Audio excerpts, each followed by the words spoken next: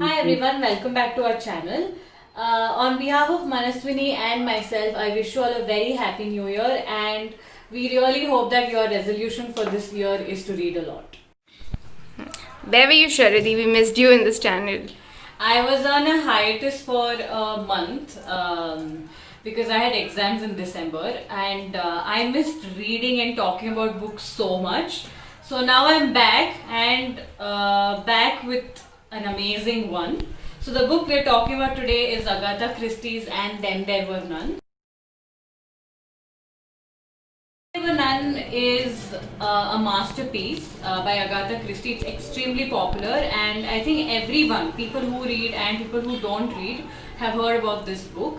I'm actually rather late to the party of reading this novel, and when I read it, it is amazing.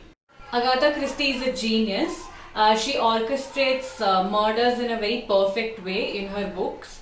The book starts off with 10 strangers. They're all on a journey to an island. The island is called Soldier Island. It's off the coast of a place called Devon. So they're all summoned by this host who is a strange, eccentric millionaire who they've not heard of or they haven't even seen him. These strangers have absolutely nothing in common except for one thing, that they all have a dark past that they're not willing to reveal.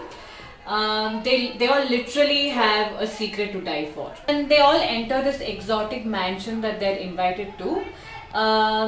There is a nursery rhyme, that is a framed nursery rhyme that is hung in everybody's room.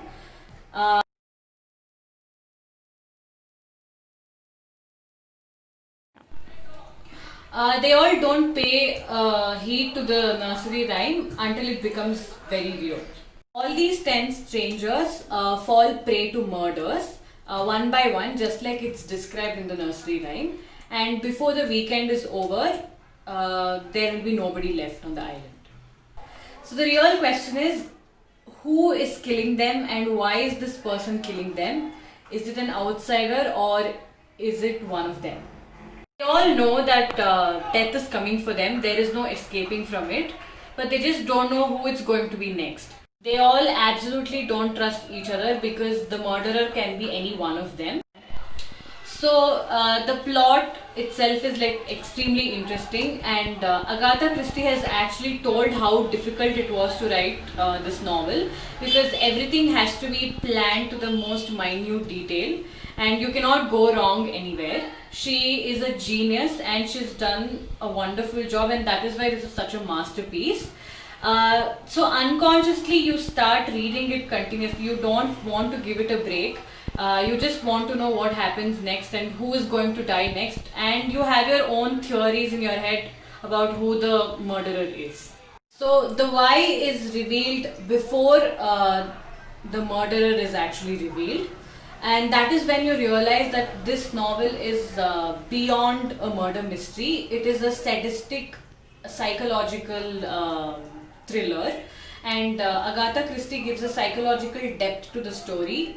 So when the why is revealed, like I said, when the murderer is revealing why the murders occurred, it makes you take a hard look at justice, self-righteousness and guilt.